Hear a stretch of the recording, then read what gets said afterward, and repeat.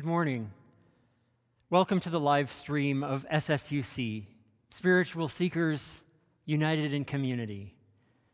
We are sure glad that you've joined us here, and we hope that you have had a meaningful and wonderful Christmas Day and Boxing Day, and we join you here on December the 27th, or whenever you're tuning in to watch this first Sunday after Christmas. We're joined here in our church building. Nancy and I are joined by musicians, Deb and Janice and Jim, as well as our technical workers this morning in the booth, Andrea and Brett. As we gather together today with a moment of gratitude for the places we all find ourselves in, scattered around the city of Edmonton, scattered around the city of Saskatoon, around the Okanagan, around Toronto, and around all places where you happen to be joining us. We have a moment of gratitude for the places that we all are, the places we find ourselves, our homes, our desks, our couches, our kitchen chairs. And we take this moment to breathe deeply this place, to acknowledge that we are in a place that is safe, we hope, a place that we can, for the next hour, enjoy the company of each other, the community that we've built together and now join online. We also take a moment to give thanks for the place we find ourselves and all of those who have lived and worked and breathed in these places. If you are on Treaty 6 land like we are, we give thanks for that. If you are in places of treaty or places of unceded territory, places where you might give thanks for the first peoples of wherever you happen to be, to recognize the gifts that we receive from the long legacy, traditions, and culture of the First Peoples. Today we have a special opportunity as we join together live to share stories with each other, stories that you contribute. Some of you have contributed already and sent an email in the last part of this week, and we thank you for that. But we invite you also, even if you're seeing this for the first time, to consider sending a short story that you would wish to tell, and consider one of these questions that you see on your screen. What's the story you want to tell about your Christmas celebration this year? Or maybe you'd like to share something about an unexpected experience you had this year that you wouldn't normally have had. Perhaps you might be thinking about the challenges and difficulties you faced this Christmas and how you managed them. Or maybe a new insight that you found in the Christmas story or in your own celebrations and traditions this year. In any one of those things, you're welcome to submit those by either email to chris@smsuc.com or by text to the number on your screen, 780-200-8286. And there's plenty of time, and you'll see this screen again as we move through the gathering so that you can have a chance to submit those before we share those. As we continue our gathering, Nancy will help us light our candles.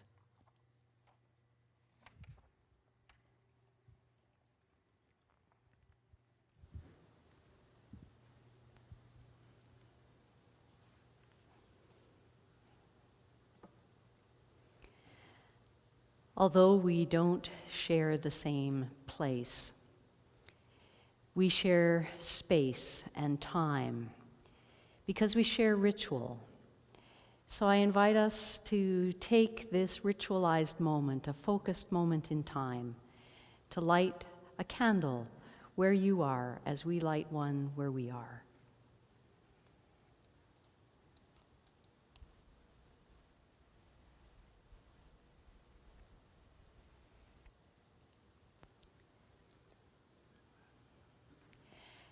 As we kindle a flame in the place where we find ourselves, we set this time apart to remember the element of fire, to remind ourselves who we are, that we are those who are born of fire, kindled from a spark some 13.7 billion years ago. We welcome the light that greets us in this new day, light that has traveled long and deep in space and time to reach our eyes. As we center on the flame we have lit, we open to the mystery of life, to the mystery of fire, to the miracle that we are here, like the wick in the candle in relationship with the wax. The fire of life burns in us in ways that consume and transform us. As sparks of primal fire, we welcome the light around us, and within one another. As we gather, we take a moment to focus ourselves in words that speak something of our intention about how it is that we wish and choose to live. So we take this moment to pray with one another, offering the words that you find on your screen. When the day of Christmas becomes the season of Christmas, we seek to let the season's story inspire our living and nudge us toward a more loving and compassionate life. May the linking of the timeless Christmas drama with our own experience inspire us toward new ways of thinking and being, and help us to discover new ways to receive and offer the gifts of hope, joy, love, and peace. May we open to the wisdom of our own stories and nurture the wisdom that will shape our living in ways that last the entire year. May it be so. Amen.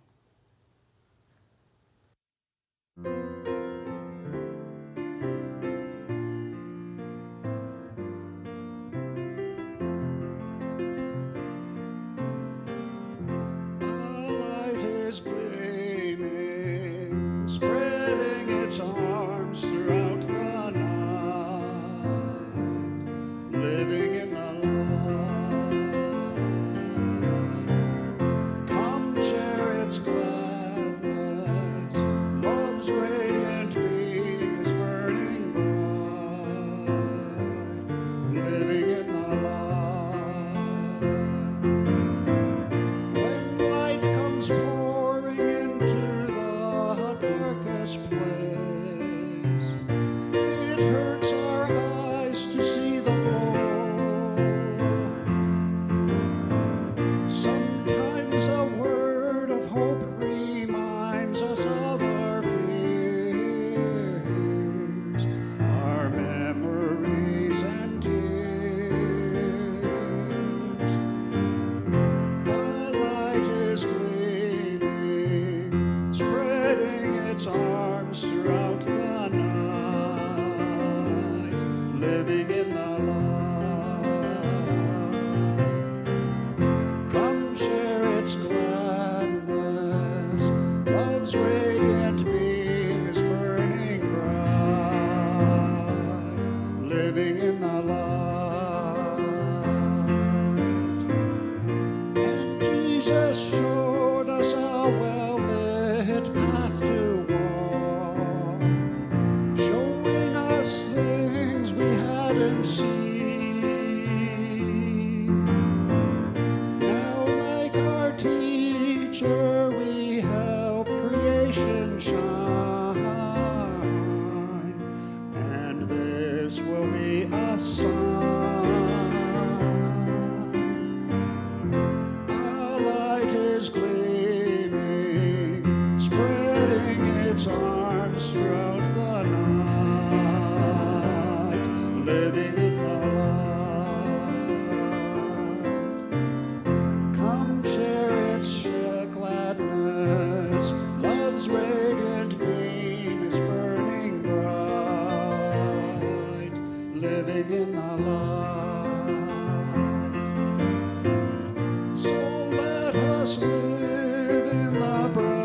Christmas love has given, and let us shine bright as the dawn.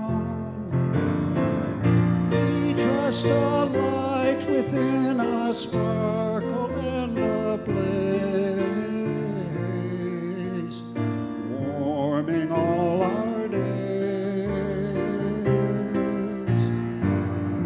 The light is gleaming, spreading its arms throughout the night, living in the light. Come share its gladness, love's radiant beam is burning bright, living in the light.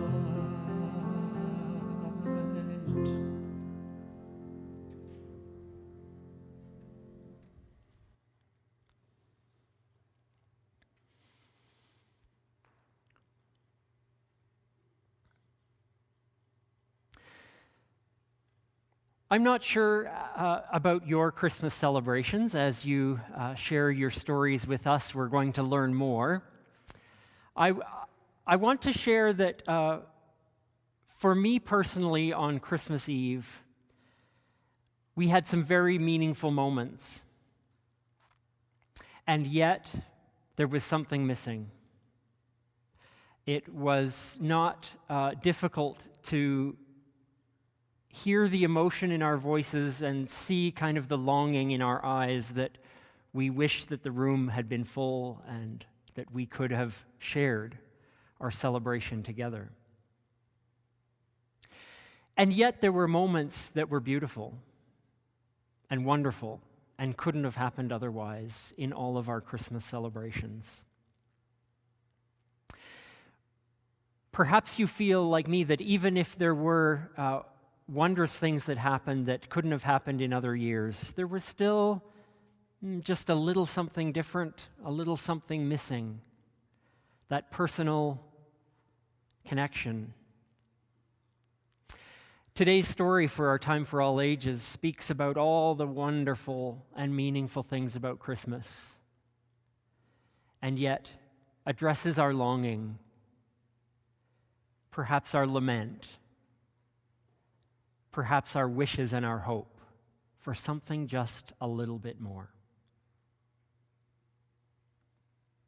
Today we're going to be reading The Spirit of Christmas by Nancy Tillman. I had just nodded off at 4:15 when the Spirit of Christmas stepped in through my door. With a great show of sparkles he decked all my halls in tinsel and twinkles and bright shining balls. I was really quite fond of the trimmings he'd brought, but there's just something missing this Christmas, I thought. Bells, he said, jingle bells, bells right away, bells on a one-horse galloping sleigh. A toy soldier band dressed in matching red sashes, candy cane tongues and marshmallow mustaches. Everyone caroling songs of goodwill, so merry that even the trees can't be still. I shook my head. You are really so kind, but it's just not exactly what I had in mind. He spoke to me then in a whisper of wings. There are gentle things the season brings. Snow that lies silent, as quiet as a mouse, and roads that all lead to your grandmother's house. 10 lords a-leaping as 7 swans swim. And of course Santa Claus, I'm just getting to him. I lifted my chin and stared up at the ceiling. I still wasn't getting that warm Christmas feeling. That's when the Spirit of Christmas smiled. Remember, this all began with a child. Because it took nothing but love to begin it, it's not really Christmas if love isn't in it. Your tree may be large as the room will allow, with a big yellow star on the uppermost bough.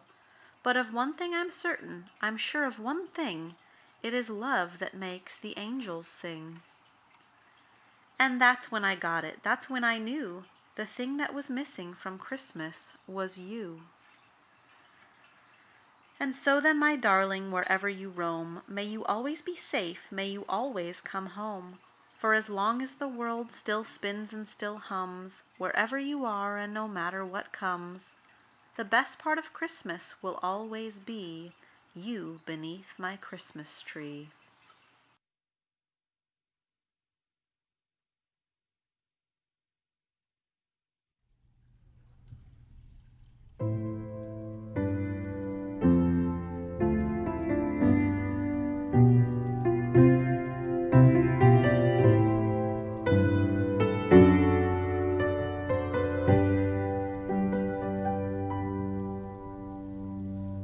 Do you remember me? I sat upon your knee. I wrote to you with childhood fantasies. Well, I'm all grown up now and still need help somehow. I'm not a child, but my heart still can dream. So here's my lifelong wish, my grown-up Christmas list. Not for myself, but for a world in need.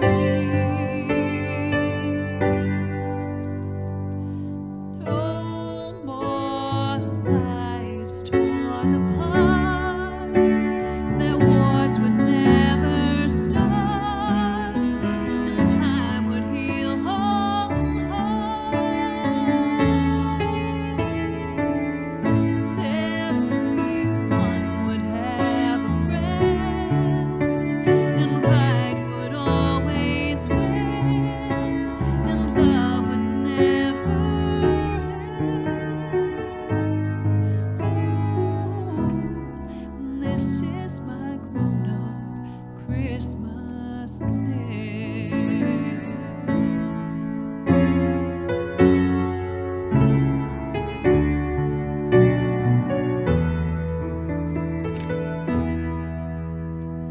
As children, we believe the grandest sight to see is something lovely wrapped beneath the tree. But heaven only knows that packages and bows can never heal a hurting human soul. No more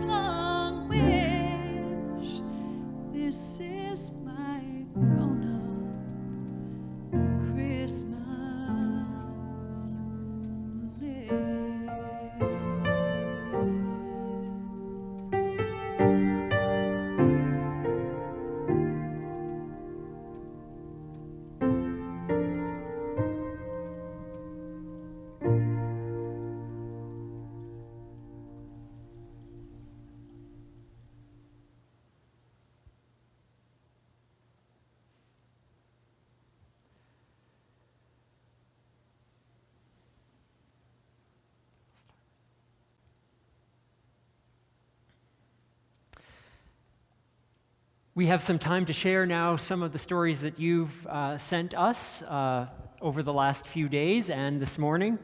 And I want to start with something submitted by Simone and Sylvia. Christmas for us was a time of sharing peace and joy, a spiritual and prayerful time surrounded by candle lights, outside tree lights, music, and excellent food. Christmas for us was taking a Christmas walk to bring a Christmas card and good wishes to 11 homes in our neighborhood. The unexpected was to connect with members of Sylvia's family on Zoom and to cook Cornish hens instead of a turkey. It was unexpected that it took as much effort to cook a Christmas feast for two as for family and friends. I was challenged and sad that my sons and some grandchildren didn't take time to connect with me. I teared up and was consoled by Sylvia, and as I'm writing this, 2 grandsons phoned me, and I'm delighted. Sylvia was saddened at observing her daughter challenged by illness. But we both had new insights this year. Mine was the struggle to believe in an invisible world and to connect between earth time and invisible time. A continuing insight is the realization of the difficulty in resolving the disharmonies in the world. Sylvia's insight was the emergence of the Christmas star. Although gray skies prevented us from seeing it, we researched and we appreciated the life and mission of Charles Dickens to bring solace to the marginalized of his society. All wonderful things. Thank you, Simone and Sylvia. Nancy has one to share. A memory shared by our friend and colleague, Nell Owens, about Christmas Krantenbrot. As the COVID-19 global pandemic has gone on and on with ever-widening ripples of effects and implications for our physical and mental health, familial relations, social cohesion, and economic stability, I find myself pondering more and more on Christmas with my parents and 2 brothers. My parents came to young adulthood in occupied Europe in World War II. They chose to navigate the chaos of societal rebuilding that eventually followed the armistice by becoming part of the movement of refugees and immigrants that flowed uneasily around the globe. And over the next decade, Canada became home, and specifically Alberta. Looking back now, I can see how life became for them a careful negotiation between living in the new world and hanging on to the most important traditions of the old. Christmas was a case in point.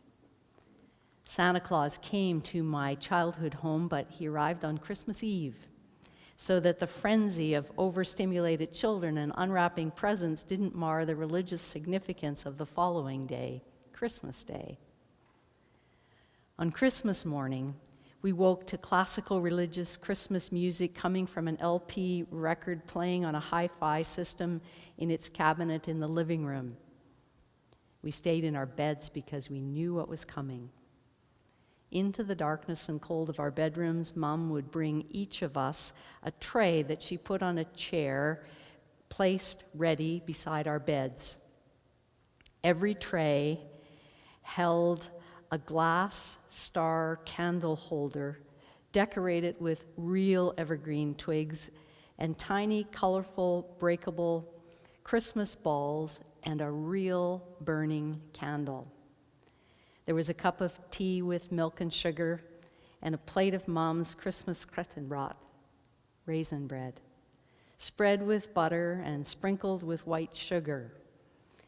We quietly sat in our beds and ate our treat and drank our tea while we watched the candles burning in our dark bedrooms.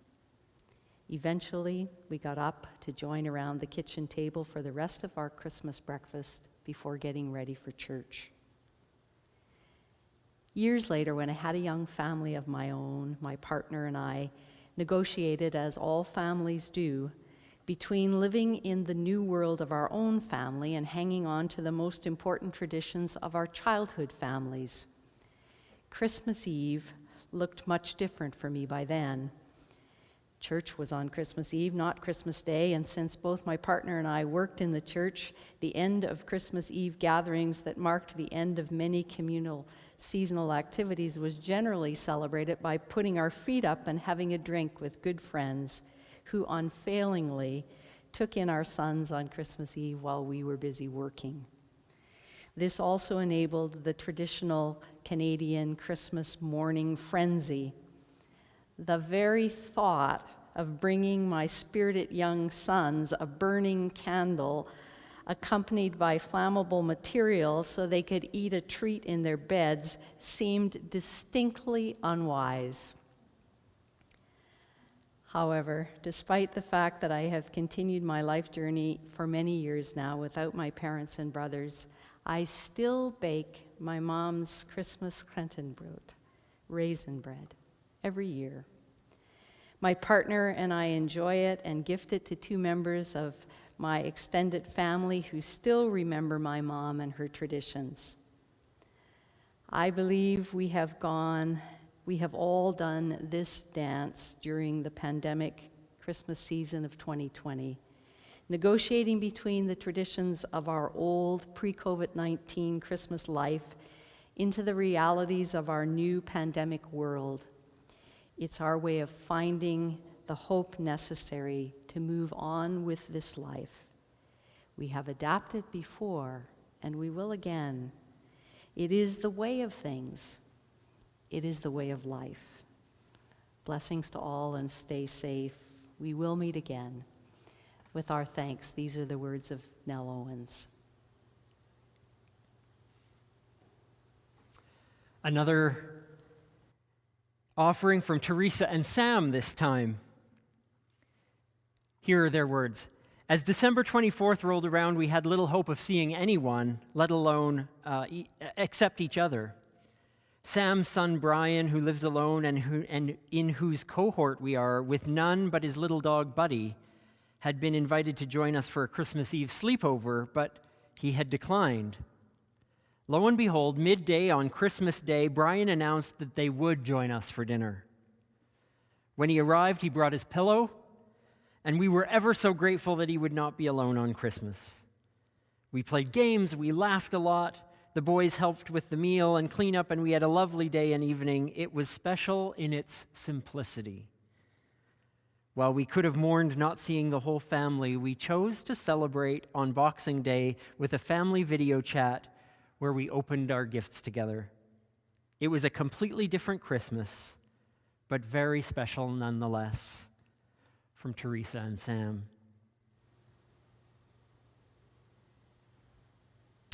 And from Don and Annabelle Shepard. For the last 11 years, since 2010, we've been in Calgary with kids for Christmas. This year in Edmonton, Christmas is much different, much quieter, much less chaotic. Just us. Zoom call with the kids, listening to carols from choirs and orchestras around the world, and live streaming all our Christmas spiritual gatherings and productions. Thanks to Nancy and Chris and all who made these Christmas gatherings and productions so special. We may be locked down, but we are not alone, and we are grateful. And a big shout out to all the families who told the Christmas story. Thank you, Don and Annabelle. I've got another one here. It's from Tricia in Saskatoon. I relished the challenge to create a different Christmas experience for my family. My homemade goodies were distributed ahead of time to give them the traditional tastes from my kitchen. We shared our Christmas Eve supper over Zoom and had a Zoom meeting open all Christmas Day. After the gift opening, my kids and grandkids in Saskatchewan and my family in Ontario dropped in whenever they wanted. I played games with my grandchildren that I'd prepared and sent out to them prior to the day. It was a joyous experience. We will continue to bring my mother in Ontario into our Christmas celebrations in the coming years, as it brought her and us so much pleasure to be part of the festivities. Truly a season to remember fondly. from Tricia. And from Harry Pauls. This Christmas, I listened to most parts of Handel's Messiah 3 times. The words, "Arise, shine, for thy light has come," almost always lifted me, regardless of what I was facing. At the end of the day, when I turned off the Christmas lights in our home and considered the fatigue and isolation weighing us down, I sometimes took a deep breath and remembered the words in the Messiah that followed, "And the glory of the Lord has risen upon you." I like the first set of words better than the second. I can relate to the effort of standing up, trying my best to be a shining example regardless of circumstances. But the experience of some kind of glory rising up within me or upon me seemed too presumptuous and elusive in these harsh times. There is something new I have committed to this Christmas, though. It's a subtle experience I focus on when the lights are off and the house is quiet. It starts with releasing as many expectations as I can on how things should be, and imagine something powerful and mysterious is rising, and all I need do is breathe it in and absorb it. It has been a satisfying meditative practice, and I've rested better because of it. Thank you so much, Harry. It's not too late to submit a thought, a story, an answer to one of these questions that we've posed to you. There will be another chance. I see some of you have been responding, and we'll have a moment in a few minutes to read some more of your thoughts and your stories. So please get them in the next few minutes, and we'll be able to share them with the community.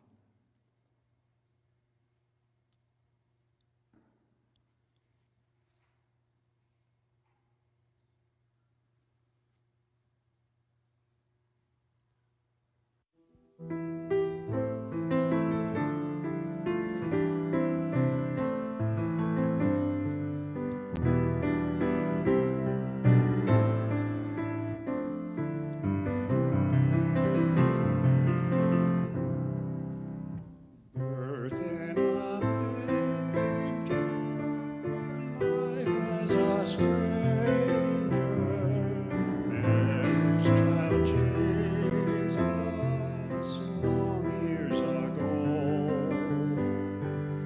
Over the ages, servants and sages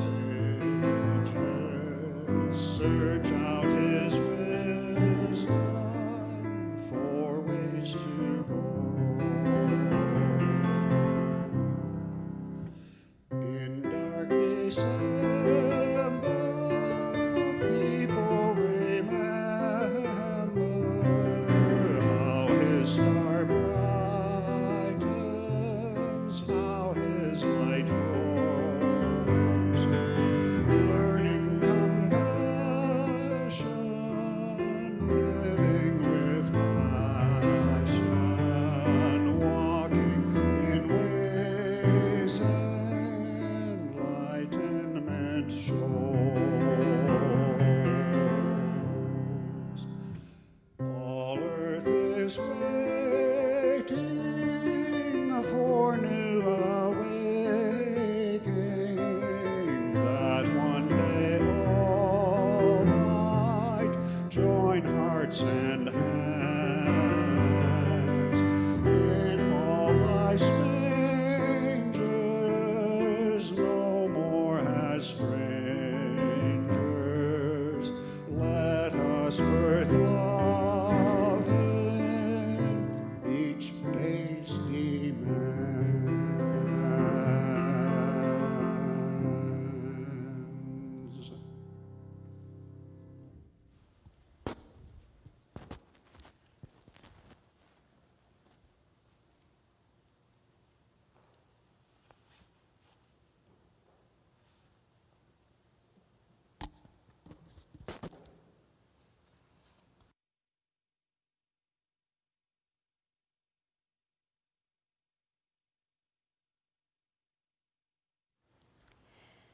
Some thoughts on hope, cynicism, and the stories we tell ourselves by Maria Popova.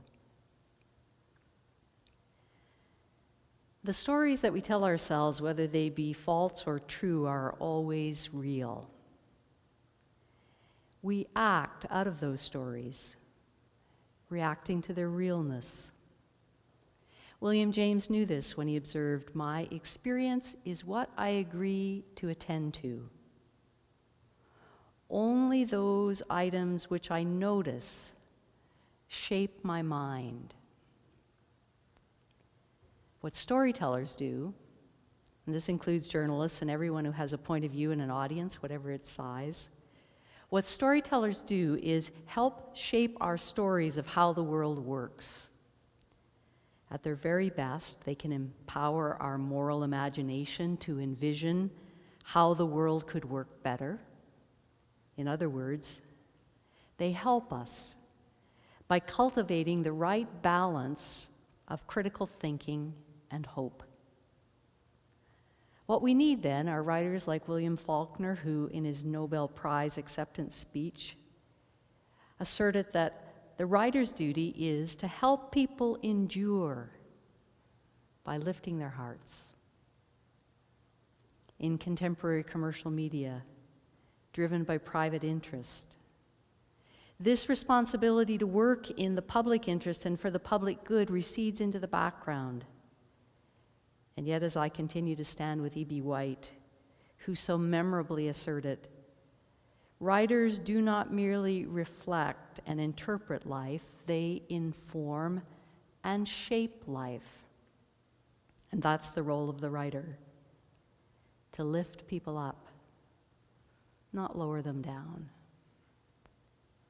Yes, people sometimes do horrible things. And we could speculate about why they do them until we run out of words and sanity. But evil only prevails when we mistake it for the norm. There's so much goodness in the world. All we have to do is remind one another of it, show up for it, and refuse to leave. In the thoughts of this writer, may we find wisdom for our living.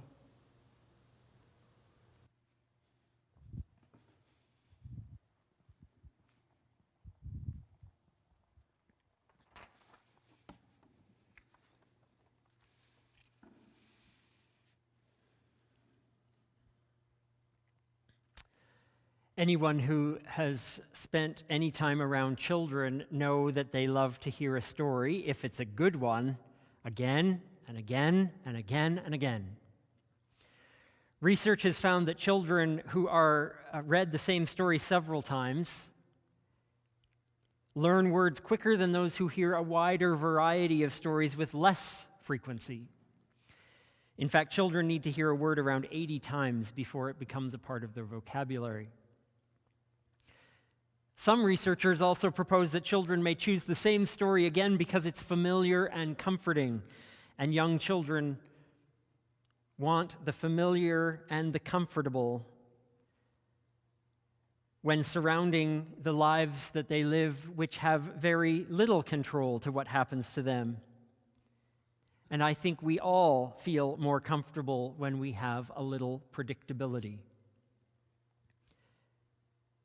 We grown-ups like to think we're so different, but not so much. We have favorite movies, favorite stories, favorite books, and if they're special to us, we can experience them again and again, every year. Maybe more frequently even. And it's because we might be at different places in our lives when we watch them or read them or experience them. Different themes appear to us. Different parts of the story relate to our own life experiences in new and different ways depending on when we experience the story. I'm sure Nancy could agree.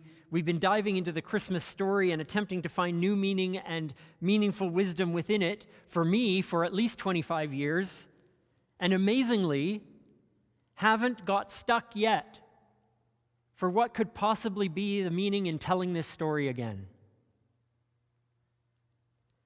There is always something new to see. Or at least, there's always new eyes to see them with. We are, all of us, like our writer shared with us, we are all in our storytelling doing what writers do. We are all helping each other endure by lifting each other up. In you sharing your stories today, we are helping each other see goodness, see the wonder, see the meaning that can come with new eyes and new experience. Learning to tell our stories is a lifelong endeavor. Many of us learn to tell our own stories early in life, but have to relearn it again, how to do it, because we realize that our story has grown or expanded or evolved or been rewritten. We might lose someone or something in our life, and our story changes. We might make room for new people in our lives, new loves, new families, new journeys, and our story changes. We have experiences that shape us, both great and terrible experiences, and our story changes. We have discoveries, revelations. We learn about ourselves at every age, and our story changes. We discover new passions or interests, and our life changes, directions, and our story changes. And so through all of it, we have to figure out how to tell our story again and keep figuring it out. You can never read or hear a story too many times. There will always be something new to hear, to see, to understand, to learn, and so too for us, the stories of our living. We can never tell them often enough or find new ways to tell them. Let's not underestimate the power of our telling and retelling of our own stories. And may the wisdom in sharing them today and through days and weeks and months ahead bring us to new places and new understandings for a new year.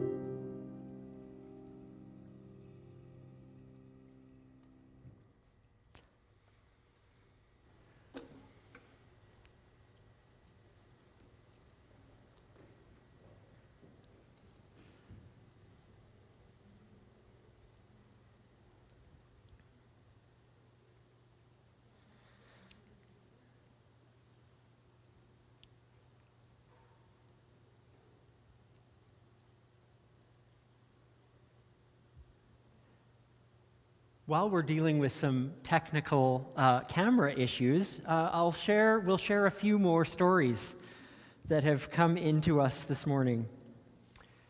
This one from Anne McCracken. I've watched the family telling of the Christmas story 3 times online. As I watch, I'm either laughing or dabbing at warm tears. What a gift from each and every one. My personal experience this Christmas is that family, friends, neighbors, and my church community have gone over the top to make it special. It has brought out the best in us. Deeply grateful for Anne McCracken. And from right here in the room, from Jim Spears, answering how Christmas has been unexpected, he says, how connected we can become with the thread of internet via Zoom. And his Christmas insight this year is the hope of Christmas is the hope of anticipating the new year. I'm going to read something from Arvin Bernie Hardin. This year was the same in some ways, but very different in others.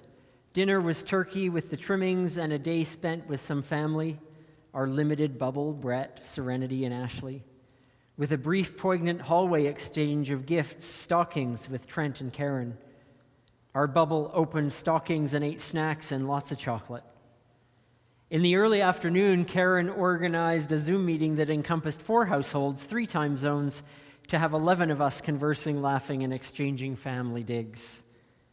The challenge was to have some normalcy in the face of this unnormal time. Thanks to technology, we were able to have a gathering larger than usual, but lacking some of the intimacy. When we were apart at other special times, we would do this again. Insight. We're still working on it. And from June and Dave in Regina. Distance is mentioned in the Christmas story and conveys particular meanings: inconvenience, travel, time, uncertainty, distress for a pregnant Mary. Distance in 2020 has also come to mean safety and longing, loneliness. I'll read 2 here. First one from Virginia. Not only did I miss my children, but I had to accept that I couldn't do more than listen to the loneliness of my children that my children felt. I'm trying to make Christmas dinner. I overestimated my energy. I have to accept that I simply cannot do what I used to do. Thank you for that honesty, Virginia. And from Lorne. This year had a convergence of Jupiter and Saturn. Unfortunately, the times I went to look at the sky, it was cloudy. Stories that suggested it was the Christmas star, a repeat of an event in the year 2 AD. What a wonder. Do you have more, Nancy? I have one more, not signed, but from the 360 area code. We have 32 units in our condo development, and on Christmas Eve at 6 p.m., almost everyone came out of their front yard and rang bells or pots or whatever to make lots of noise and wave to each other, as well as to thank our wonderful healthcare workers. Everyone had a very good time. Thank you for that. And I'll share one from Gordon and Esther. A special Christmas moment was once the turkey dinner was ready and boxed up for the family to come and get it. The excitement happened. The 2 daughters arrived with the grand dogs in tow. The girls were festively dressed as Santa and a moose. We greeted each other masked and at a distance, and it was so good to see them again. The 5 of us felt this a special time. We passed our gifts to each other, visited, talked about our day. Everything felt very special and poignant. The food we gave them was special as it was prepared in love and received in love. It was a brief but very special love that we felt. We touched and were touched. Christmas love was so present with one another in a different way. Thank you, Gordon and Esther. And a last story by Reiner and Amy. We always had family and friends over for Christmas Day dinner. This year it was only our immediate family, only 4 of us. Yes, it was different, yet it was intimate and meaningful. Thank you, Reiner and Amy. And thank you, everyone who shared their stories and offered us the glimpse into the goodness that was your experiences.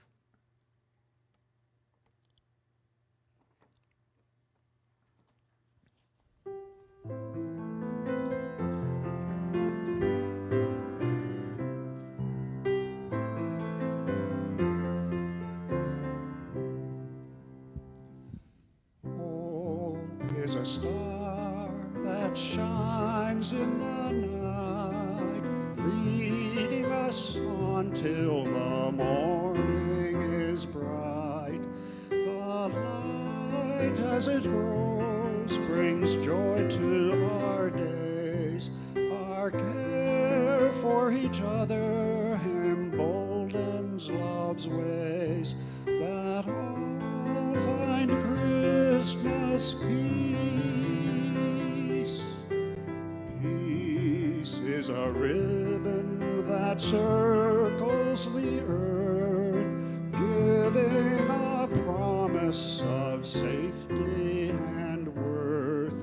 The light as it grows brings joy to our days. Our care for each other emboldens love's ways, that all find Christmas peace. Joy is a song that welcomes the dawn, telling the world that its life will go on. The light as it grows brings joys to our days. Our care for each other emboldens love's ways, that all find Christmas peace. Love is a flame that burns in our heart, sparking our kinship for all to take part. The light as it grows brings joy to our days. Our care for each other emboldens love's ways, that all find Christmas peace.